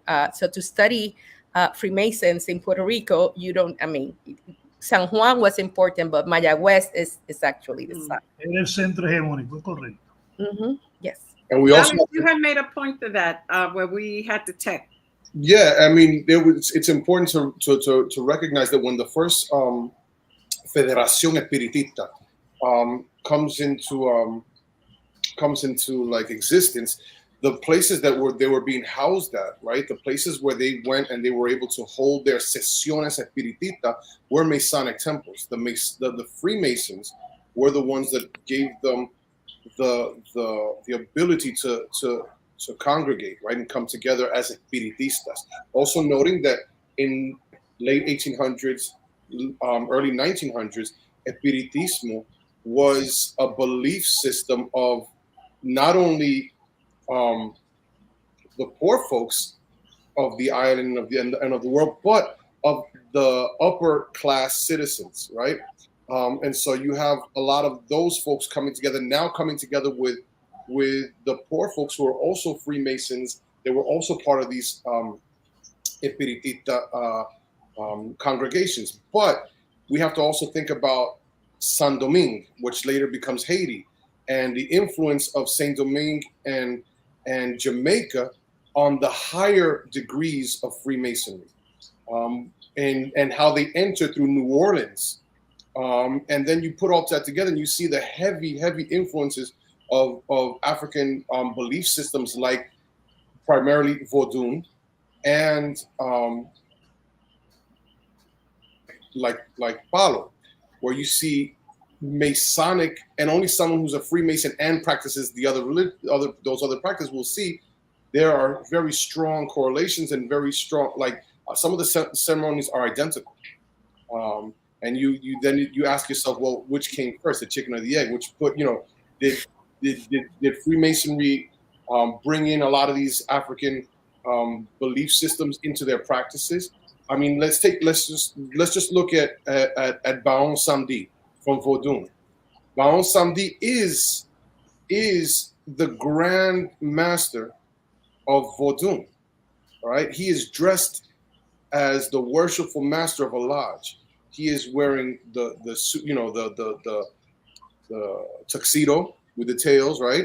The coat and tails, the tuxedo, the white shirt, the white gloves, the top hat, and in a lot of the older depictions of Baon Samedi, Baon Semitiens, and a lot of these Guedes, right, from the Vodun rite, you will see him also wearing an apron, a Masonic apron, right?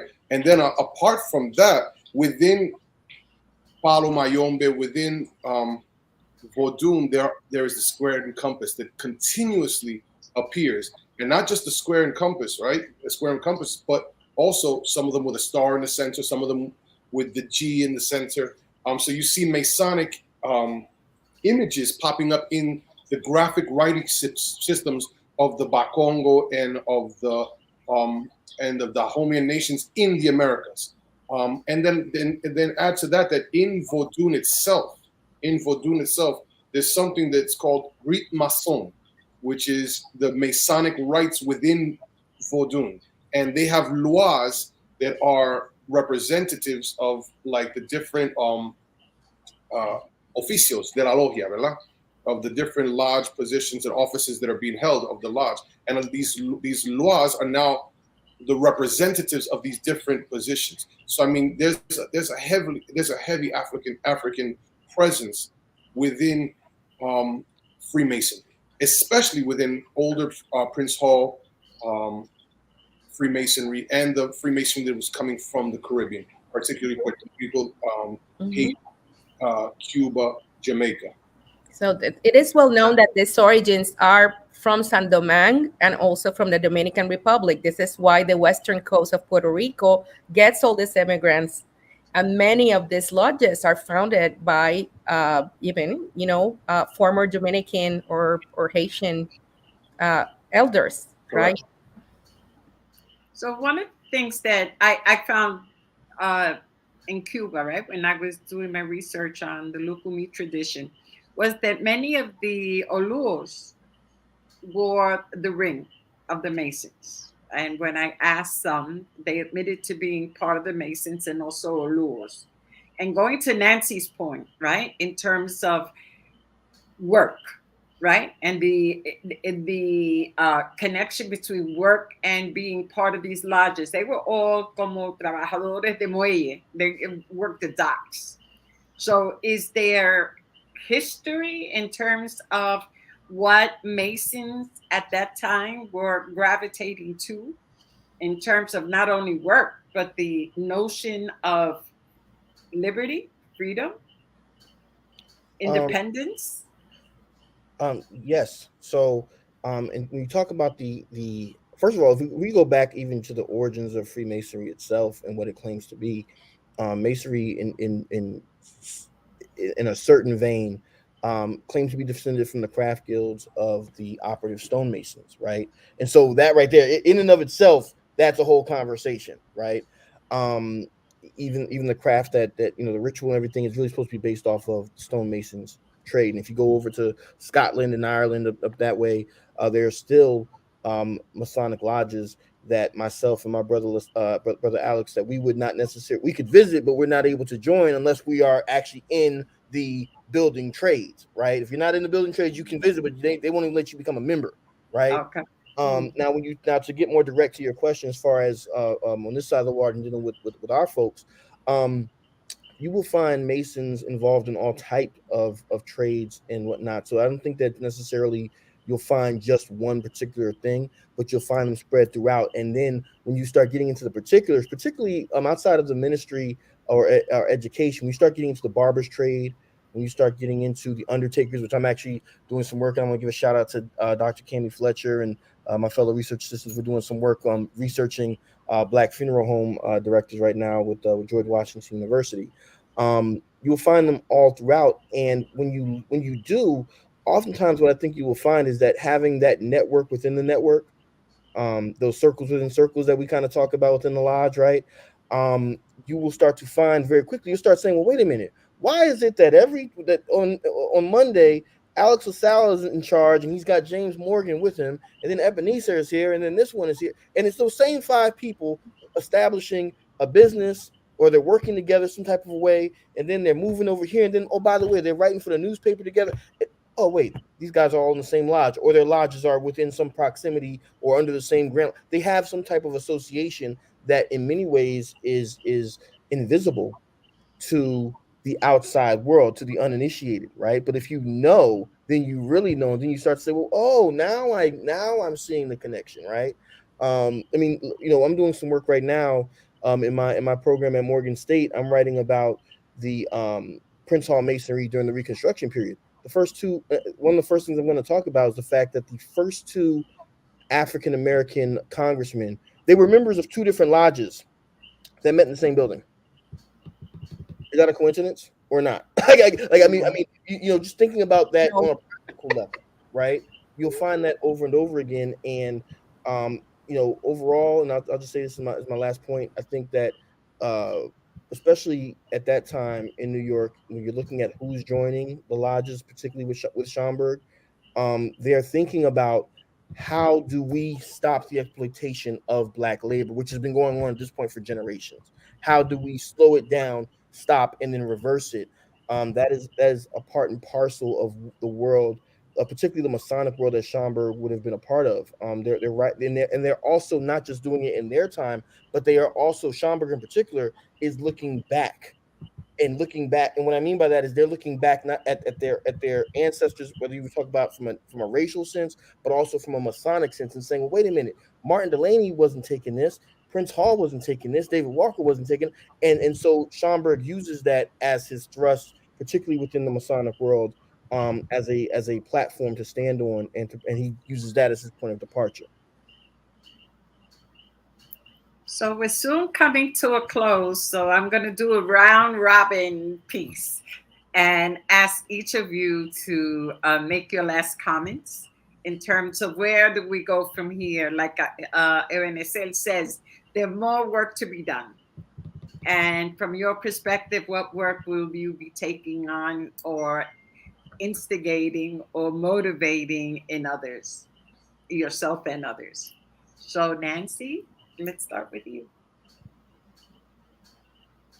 Yeah, I was worried about that I'd be the first one, because first of all, I just want to say this has been an amazing conversation, and I am so thankful to everyone for sharing their knowledge. It has been just brilliant. I've learned so much, and I've spent the bulk of my career on this, and to know that I can keep learning and learning is just really amazing. So thank you. I think that just like the Freemasonry is these connections, and James just brought something up for me. You are absolutely right. When you do research, it is the same 5 people talking to each other and the same 6 people. And you're sitting there going like, why, you know, I even thought, why is Garnett talking to Scotterin? I don't understand. And why is, you know, Serra talking to this person and Sotero Figueroa? And then you realize, and there's a great book called Figuras y Figurita by Teófilo Domínguez, and I wonder if Domínguez is also possibly a Freemason, because it's a book of like 6 or 7, I think 9 Afro-Cuban men, and it's published in 1899, and I argued that it is a text that is working against its own forgetting. It's saying our history is going to be forgotten, so we're going to write this book with images and our histories in 1899, which is a pivotal year because that is when the U.S. intervenes in Cuba and Puerto Rico, and to say we're going to create this document. But as both James and Alex were talking, I wonder to what extent would that also a project of Freemasonry as well, right? So it is something to think about. I think that what I would like to see more work done, especially in the field of history, is several things. I think women, I think it's more, you know, really important to begin to look at the work. I did as much research that I could on Black women and their role and their work. I think more of Caribbean communities, West Indians, Jamaican, that is key to this history, especially the early history. Even in my research, there were Dominicans who were coming in the early 19th century that we know so little history of. And also culture, more on religion, more on what impact that had on the early communities. So that's what I would love to see. And I think Schomburg, his work really allows us to even ask those questions. So always so thankful to Schomburg. Mari?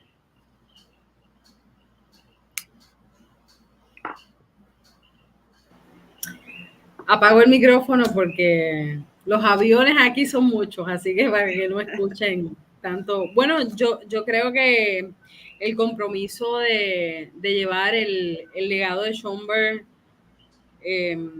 seguirlo fortaleciendo, seguir trabajando desde los espacios de las comunidades, que la gente, que los niños, que las mujeres, que todo el mundo pueda tener un espacio de discusión y de análisis. Las ideas de Benecer siempre me conectan el alma.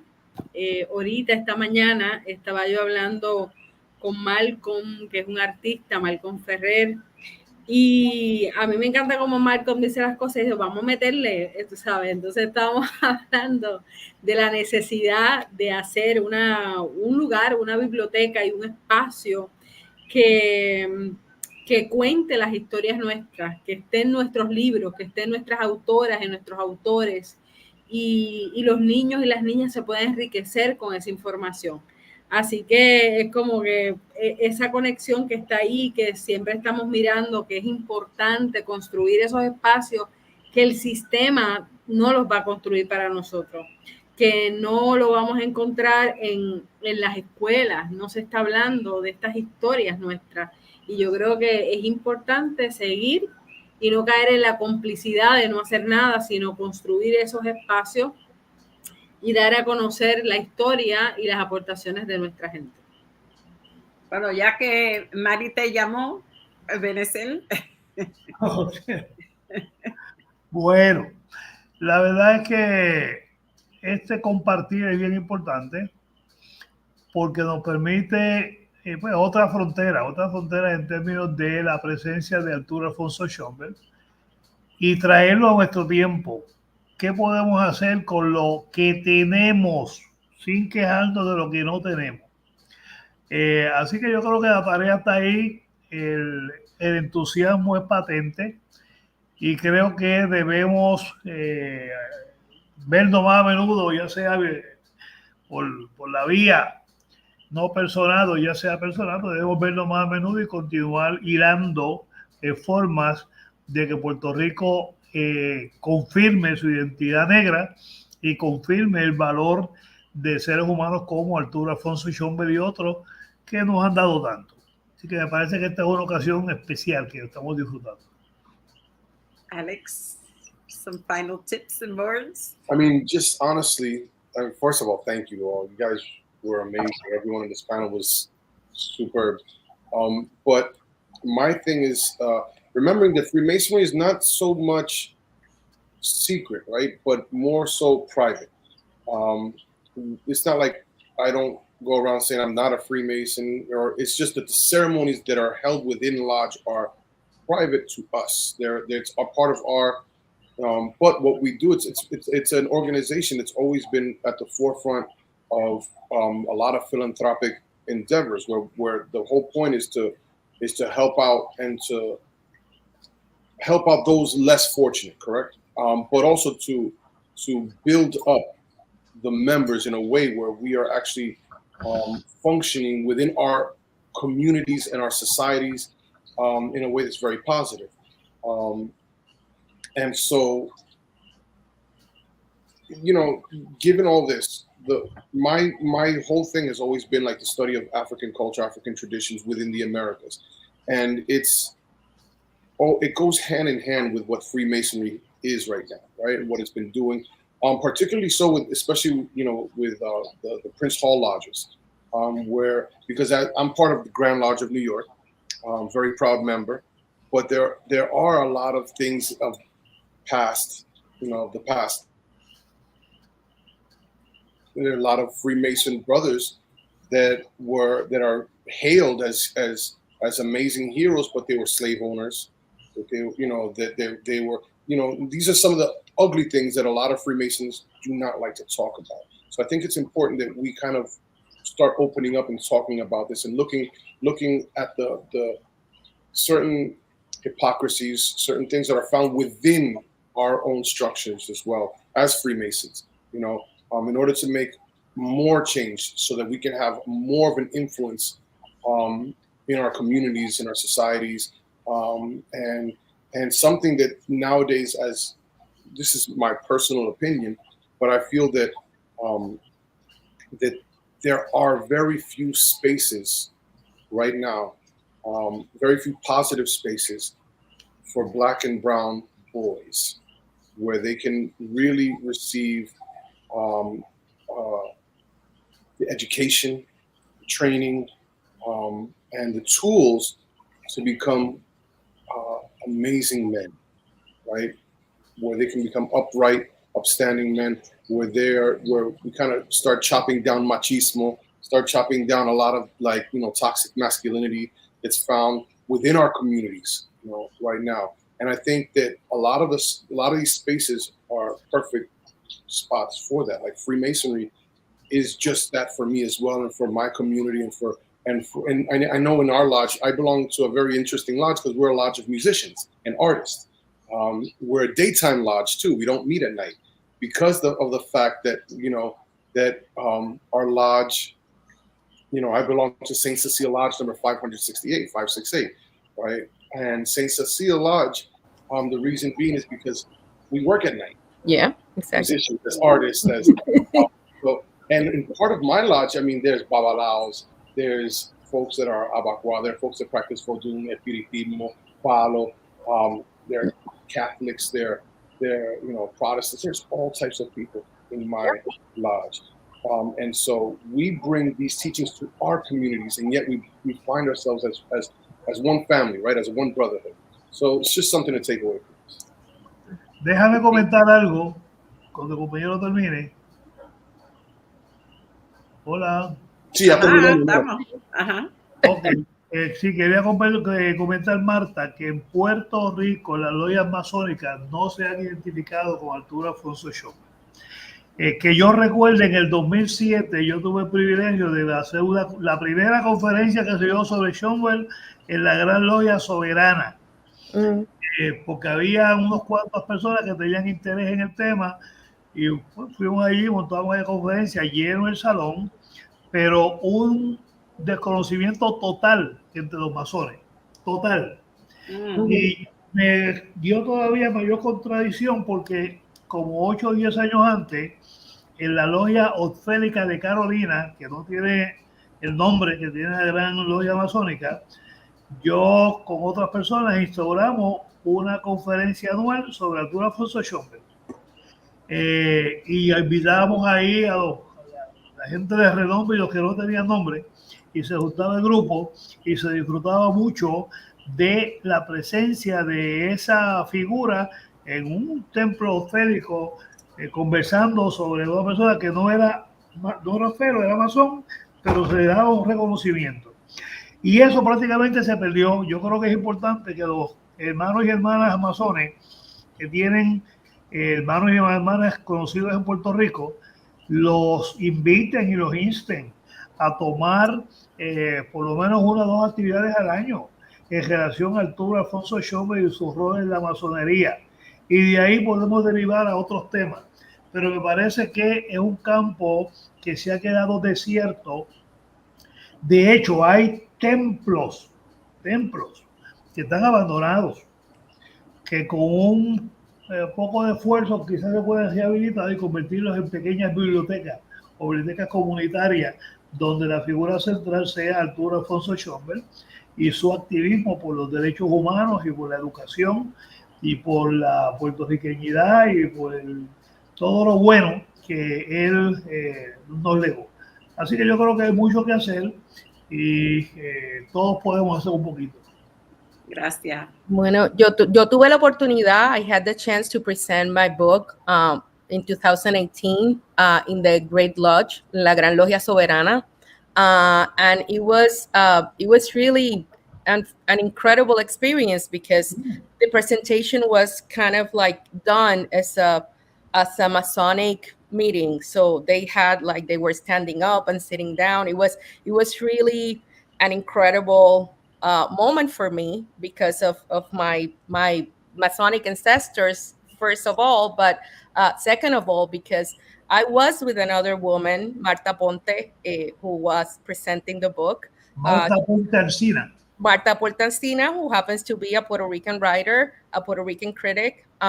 So it was kind of like really an amazing experience. The brother who organized everything, he passed away 2 days ago. The brother Miguel Pereira.